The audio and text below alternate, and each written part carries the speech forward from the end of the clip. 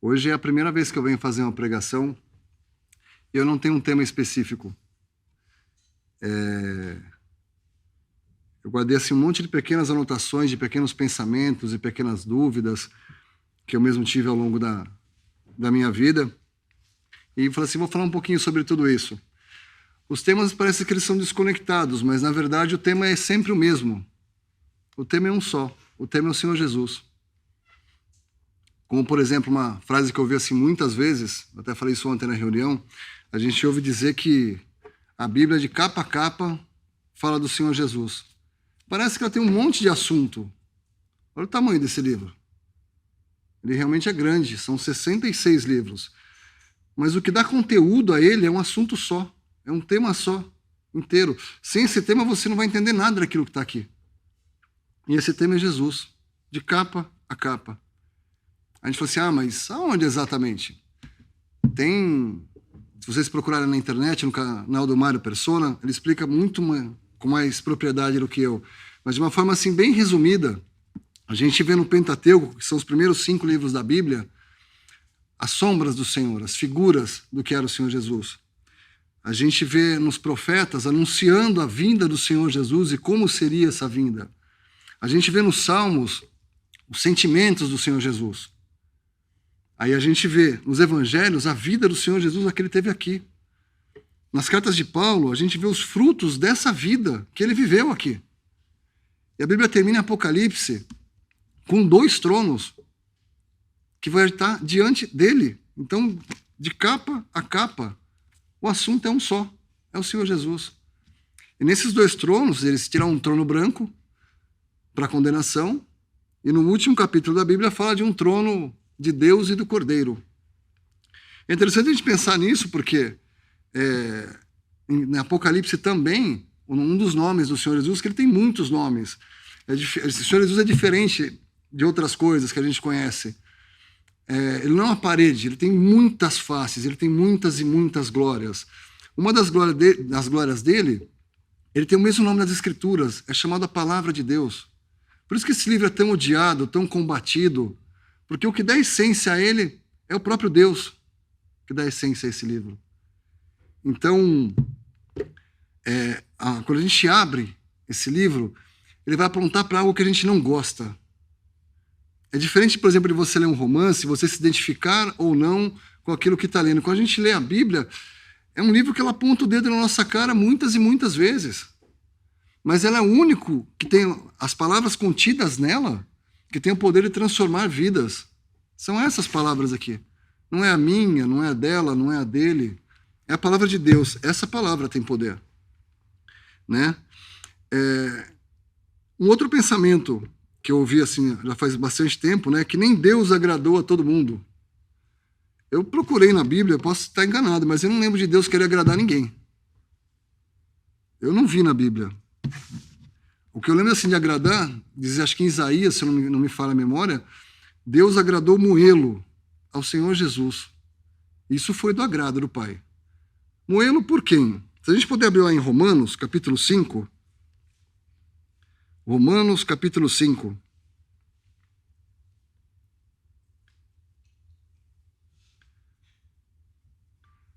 Versículo 6. Romanos 5, versículo 6. Porque Cristo, estando nós ainda fracos, morreu a seu tempo pelos ímpios. E no versículo 8 ele diz, mas Deus prova o seu amor para conosco, em que Cristo morreu por nós, sendo nós ainda pecadores. Fracos, ímpios, pecadores. Isso somos nós. Sim, essa é a nossa posição. É um livro que ele não vai agradar. Ninguém será do agrado de ninguém ser chamado de fraco, de ímpio. Ímpio tem na versão do W ele fala ungodly, ou seja, sem Deus. Que você é um fraco, que você é um sem Deus e que você é um pecador. Então não é um livro agradável. Mas, por outro lado, aqui estão as palavras da vida. Aqui pode tirar. Essa semana morreu um jornalista muito famoso nos Estados Unidos. Na verdade, não morreu, ele se suicidou. Ele tinha acho que 61 anos, era uma pessoa razoavelmente bem-sucedida, tinha uma vida... Uma das frases dele, ele até combatia a Bíblia, que a Bíblia fala que o nosso corpo é um templo. Ele falava que o nosso corpo não é um templo, é um parque de diversão. Então, nesse parque de diversão, talvez a sua última diversão tenha sido tirar a própria vida. Ele experimentou algo que ele talvez não tivesse experimentado antes, né? Mas aí eu fiquei pensando nesse assunto, esse tema de suicídio é recorrente, eu acabo voltando sempre para ele. Porque, na verdade, quando você não crê na palavra de Deus, você a ouve e você não crê, é uma forma de suicídio. Porque a gente não sabe quando a gente vai deixar esse mundo. Então, deixar esse mundo sem a palavra de Deus, ela é muito clara. Existirá uma segunda morte. Então não vai bastar você morrer agora, você vai morrer de novo. Acho que talvez seja o pior tipo de suicídio. É você ouvir, crer no Senhor Jesus e será salvo. Lembra que eu falei do trono? Está ali atrás, ó. E toda língua confesse que Jesus Cristo é o Senhor para a glória de Deus Pai. Crentes e descrentes vão estar diante do Senhor. Uns diante do seu trono para receber outras coisas, outros diante do trono branco para a condenação, para a segunda morte. Isso é pior que suicídio. É pior que suicídio. É você ser condenado por Deus. É interessante porque conversei até com o irmão hoje, onde eu estava andando aqui pela cidade e tal, e eu vi um carro de uma marca europeia, e aquele carro deveria custar, assim, acho que em torno de uns 500 mil reais. Não tem problema nenhum. Que bom. Isso mostra que você está se mostrando para o mundo. Você mostra para o mundo que você é uma pessoa de sucesso, que você é uma pessoa bem-sucedida. E, normalmente, todos os nossos pensamentos eles são contrários a Deus. A gente quer uma vida boa, a gente quer ser rico, a gente quer ter dinheiro. Não, Deus vem aqui, ele se fez pobre. Ele se despiu de toda a sua glória e veio aqui a esse mundo. Sentir fome, sede, cansaço. Como a palavra diz, que ele cansado da viagem. Ele sentiu fome, ele sentiu sede. E a gente não, a gente quer ter uma vida carregada de coisas. E a gente sempre deve se perguntar, né? Para quem que a gente quer aparecer? A gente quer aparecer para o mundo, que vive de novidade em novidade? Ou a gente quer aparecer para Deus? Hoje teve a escolinha dominical, por acaso fui eu que ministrei. Aí teve um pequena joia de Cristo que perguntou: os assassinos serão condenados? Eles não vão para o céu? Eu falei assim, não, o que não leva a gente para o céu é não crer no Senhor, ainda que você seja um assassino. Ainda que você faça coisas que desagradem seus pais. Aí o exemplo que eu citei para ele, como ele é uma criança, se você sair daqui hoje e for para o outro lado do planeta, você nunca mais ver teus pais, eles vão deixar de ser teus pais? Não, nunca mais. Uma vez filho de Deus, crê em Senhor Jesus e será salvo, você ganha um nome que você nunca mais vai tirar de você. Você poderá ser chamado de filho de Deus. Isso não tem nada que você faça que você possa tirar. Porque também não dependeu de você. E esse sobre depender de você, é um negócio interessante que eu vi também esses dias atrás aqui.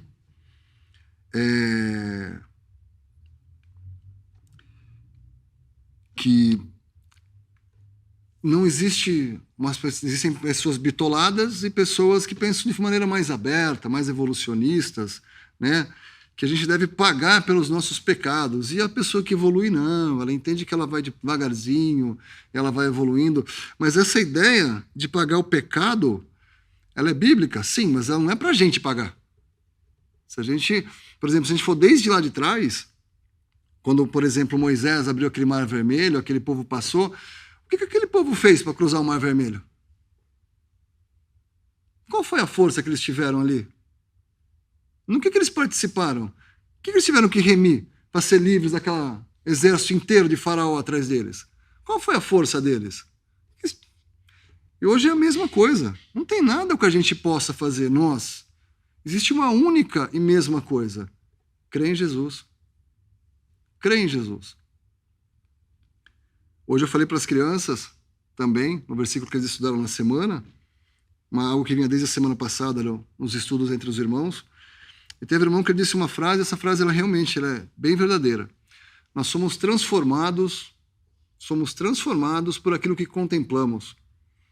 Por exemplo, a gente passa, quando a gente é criança, adolescente, 5, 6 horas na escola. E a gente começa a pegar aquele jeito de falar dos coleguinhas, a gente pega o jeito que um professor fala e a gente gosta muito daquele professor, ele nos chama atenção, então a gente começa a falar daquele jeito. Aí a gente sai da escola, a gente entra numa empresa, nosso primeiro emprego, pode ser uma empresa pequena, uma empresa grande. Se você começar a admirar aquela empresa, você vai começar a pegar a maneira de falar do seu chefe, do seu colega. Então, assim, a gente, de certa forma, a gente é transformado por aquilo que a gente mais gosta. Então, se você começa a contemplar o Senhor Jesus, se você começa a contemplar a palavra de Deus, abrir, meditar nela, você vai começar a ser transformado por ela. É uma coisa que a gente faz muito pouco. A gente faz muito pouco. Como nesse caso desse rapaz que se suicidou, aí tinha uma pesquisadora falando que as taxas mundiais de suicídio elas estão crescendo enormemente e que existem duas causas principais. Óbvio, não existe uma coisa, são muitas coisas. Mas uma é mais recorrente que outras. E esse mais recorrente que outras são problemas financeiros e problemas emocionais.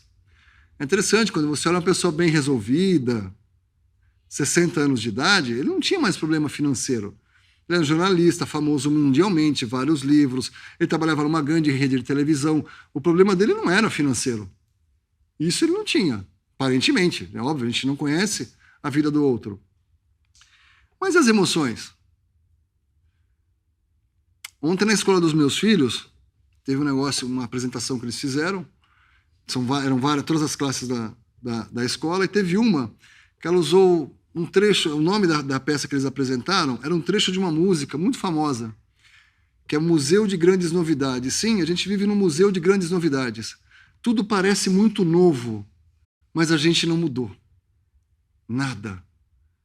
Tudo parece novo, mas não tem nada novo. É o mesmo homem, é a mesma distância de Deus. E aí um dos temas da peça, que eles concentraram muito, me chamou muita atenção, tinha um quadro de uma pessoa solitária à beira de um rio, e o tema era melancolia. Essa melancolia no mundo moderno, ela praticamente não existe. Porque a gente pega esse negócio aqui, ó, desse tamaninho, e você pode estar fisicamente sozinho, mas você está fisicamente assim. E aquilo que está escrito aqui afeta a sua vida. Um comentário torto, algo que você não gosta, vai te fazer sofrer emocionalmente. Você vai ler um comentário na internet, alguém te atacou, te disse um monte de coisa contra você, e aquilo vai te afetar. Então a gente olha nossos jovens, nossas crianças, parece que eles estão sozinhos. Será que eles estão sozinhos? E eles estão com quem? E aí, acima das formas que eles deram, né, que é a forma do mundo, óbvio, ela é sempre contrária a Deus, como eu já disse isso há momentos atrás, eles falam que para você viver a vida, desligue o celular, vai curtir a vida, avance no mundo. E aí tem uma palavra em Isaías que ela me tocou muito, né, porque ele diz assim, porque o menino nos nasceu, um filho se nos deu, e o principado está sobre os seus ombros, e o seu nome será maravilhoso conselheiro, Deus forte, Pai da eternidade, príncipe da paz. Com que frequência a gente vai a esse maravilhoso conselheiro? Maravilhoso conselheiro, o que será que ele tem pra gente? Porque o que ele tem pra mim, ele pode ser que ele não tenha pra você, não tenha pra ele.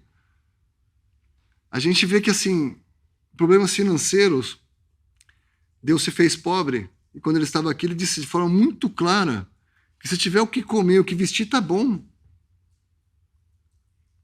Eu já falei isso várias vezes, mas é sempre bom lembrar. Imagina se fosse assim. Obviamente não é, mas só para fazer uma figura, vamos entender assim, que a gente morresse e chegasse de frente a Deus. Eu assim, Deus, minha vida foi muito difícil. Sim, meu filho, como é que foi a sua vida? A minha casa era ruim. Mas você tinha casa. Tá. Tinha. Mas era alugada. Tá, mas você tinha um teto, você tinha uma cama e você tomava seu banho? Sim. Tá. Mas as roupas, você não tinha roupa? Eu tinha, mas não era daquelas marcas famosas. Então você tinha roupa e você tinha casa. Tá. O que mais? Mas a comida, o que tem a comida? Você não tinha comida? Não, eu tinha. Não era aquela comida, mas eu tinha. Então você tinha comida, você tinha casa, você tinha roupa. Qual é exatamente o problema então da sua vida? que você teve, que você reclamava tanto para mim quando você estava na Terra? E por que isso me chamou a atenção, especificamente esse tema? Teve um irmão que pregou esses dias atrás, e ele relembrou uma história de uma pessoa que estava em seu leito de morte, e ela estava em paz. Não, eu estou em paz com Jesus, ele vai entrar. Que bom que você estava em paz. Mas o que impede de não se ter essa mesma paz hoje, nesse momento, agora? De viver nessa paz, de viver nesse amor? Por quê? Ele vai ter que esperar chegar num leito de morte? Para a gente ficar perto do Senhor? Ai, agora eu estou em paz. Será que é preciso? Será que foi isso que ele deixou para a gente? Então, assim, isso é para crentes e descrentes, é se olhar para o Senhor. Você que é descrente, que não crê no Senhor Jesus, experimente orar. Orar, sim, conversar para Ele, com Ele. A gente vê que, por exemplo, esse mundo católico, as coisas são de vãs repetições. Imagina que cena patética, vamos chamar assim. Vamos supor que você tivesse acesso a Deus, e você tem acesso a Deus. Toda vez que você diz o nome de Deus, você tem acesso a Deus, Ele ouve. Justos e injustos, Ele ouve. Aí você chega diante de Deus, Pai nosso que estás no céu, santificado seja o vosso nome. Ah, agora ele vai falar, Pai nosso que estás no céu, santificado seja o vosso nome. Ah, terminou. Agora ele vai falar, Ave Maria, cheia de graça. Você vai diante de Deus e você não fala com Ele. Você não abre o seu coração para Ele. Deus, estou sofrendo, está difícil. Tenho muitos desejos. Desejo muita coisa, não consigo, está complicado. Leva a Ele. Ele é o Criador de tudo. Ele fez tudo pela gente. Então a gente vê que muitos desses problemas financeiros e problemas emocionais é porque a gente procura em tudo, menos em Deus. E principalmente em seu Filho, que não é um caminho pavimentado. Crê no Senhor Jesus e será salvo. Ele deixou um caminho pronto para Ele, para Deus. Rasgou-se o véu, de cima a baixo. Você tem acesso a Deus, vá até Ele. Pergunte para Ele, é isso mesmo? Porque que nem... É interessante, quando a gente fala de Deus, se você falar para um espírita, ele acredita em Deus. Se você falar para um maçom, ele acredita em Deus. Se você falar com um católico, ele também acredita em Deus. Então, peraí. Tá bom, todo mundo está falando de Deus. Sim. E Cristo? E aí a gente vai descobrir que a gente está falando o nome de algo amaldiçoado por esse mundo. Citar as palavras deste livro e falar de um Cristo rejeitado, isso eu entendi. Muito tempo, há pouco tempo, na verdade, que dizia a gente ser rejeitado pelo mundo, sofrer perseguições. Cada vez que você fala o nome de Jesus, você será rejeitado. Sim. Cada vez que você vira para um colega e fala o nome de Jesus, esse daí é crente. Aí, lá vem de novo essa conversa. Sim, você será rejeitado. O mundo vai te ver como praticamente um anormal. Cada vez mais. O mundo diz que você tem que ter empatia, gratidão, fazer o bem. Isso tudo são coisas realmente boas. Não são coisas ruins. Mas elas são coisas que, assim, vão nos fazer inchar. Sim, vão nos fazer inchar. A gente viu que, por exemplo, estávamos estudando aqui nesse salão, ontem, aqui no caminho de Emaús, quando o Senhor Jesus se revela, Ele revela as Escrituras para aqueles discípulos, aquece o coração.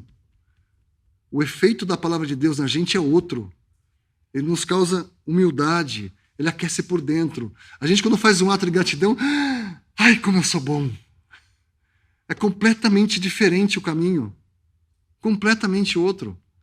Né? Então, tudo isso realmente é muito bom, mas você colocou o Senhor do lado de fora. A gente vê que, por exemplo, em Apocalipse, que ele fala de 7 igrejas, e a primeira ele fala que abandonou o seu primeiro amor. E na 7ª igreja, ele está do lado de fora. Alguns irmãos em Cristo sabem o que exatamente significa isso, e é muito usado em evangelismo, mas em um certo sentido, como uma aplicação em nossas vidas, sim. A gente deixa ele lá do lado de fora. Quantas vezes a gente tem um problema, a gente se tranca num banheiro, no nosso quarto, ajoelha e ora? Quantas vezes? Estou falando entre crentes, estou falando de quem é descrente, não. Você que é descrente, estiver sofrendo muito, à beira de querer arrancar sua própria vida, experimente dobrar seus joelhos. Nesse momento.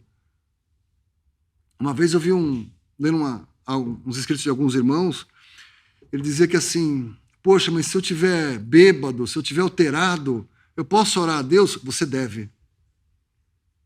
Eu devo chamar o Senhor Jesus quando eu estiver bêbado? Você deve.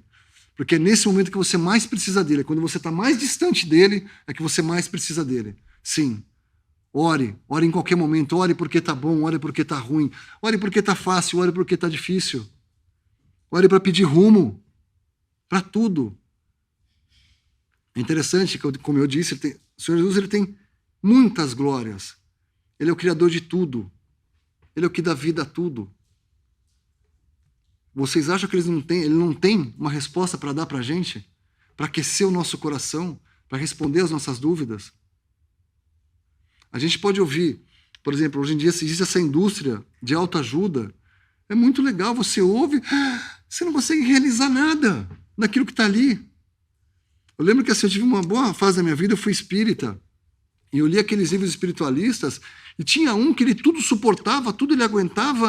Eu falei assim, mas eu não consigo fazer isso. Eu sinto raiva, ódio, medo.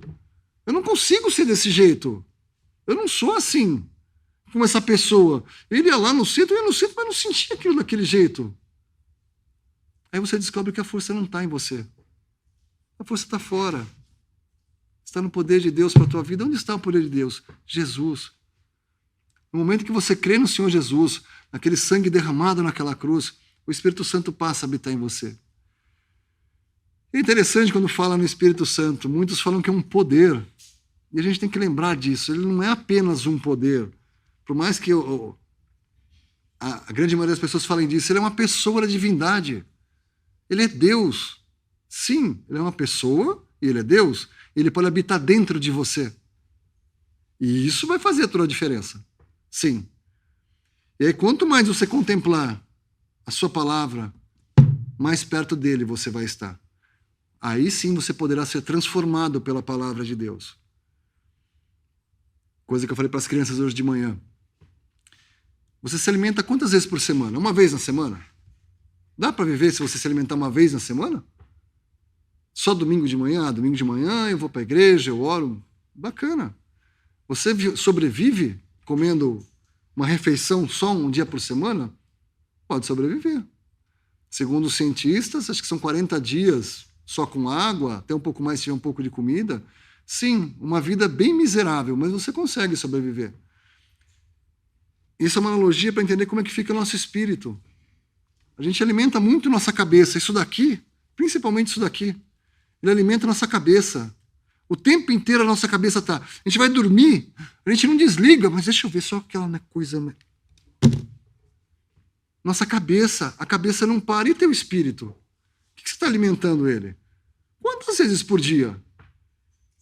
A gente estava lendo Deuteronômio esses dias, e ele diz que você leia isso quando você levantar, leia isso, a palavra de Deus.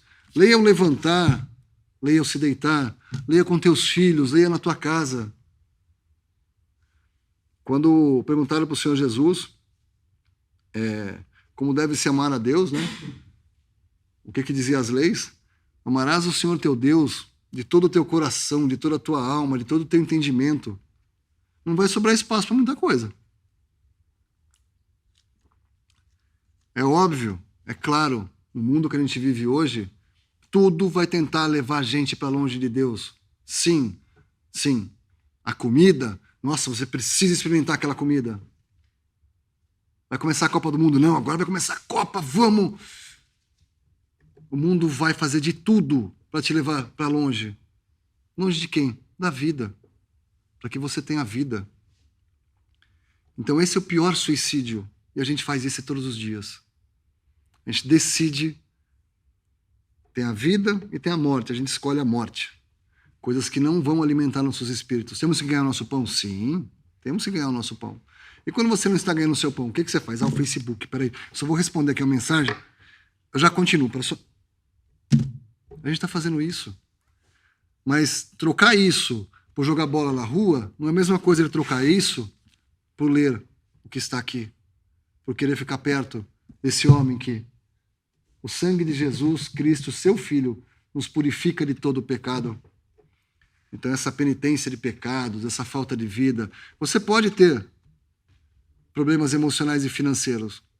Com 43 anos eu olho para trás e vejo que 95% dos meus problemas emocionais e financeiros foram culpas meramente minhas e só estavam na minha cabeça. Na realidade, eles não estavam acontecendo. Porque não faltava comida, não faltava roupa, não faltava. Mas mesmo assim eu sofria. Por quê? A gente fica longe das palavras de vida. A gente fica longe do Senhor da vida. Então que a gente possa meditar mais no Senhor. Você que é descrente, crê em Jesus. Sim, a qualquer tempo, a qualquer momento. E aí você não estará diante daquele trono branco, sendo condenado por esse mesmo Senhor da vida. Hoje você pode escolher a vida e você pode escolher a morte. Eu desejo de coração crer em Jesus e será salvo. Eu sou o caminho, a verdade e a vida. Não foi o que ele disse? Escolha esse caminho, escolha essa verdade, escolha essa vida. Que o Senhor possa abençoar a sua palavra.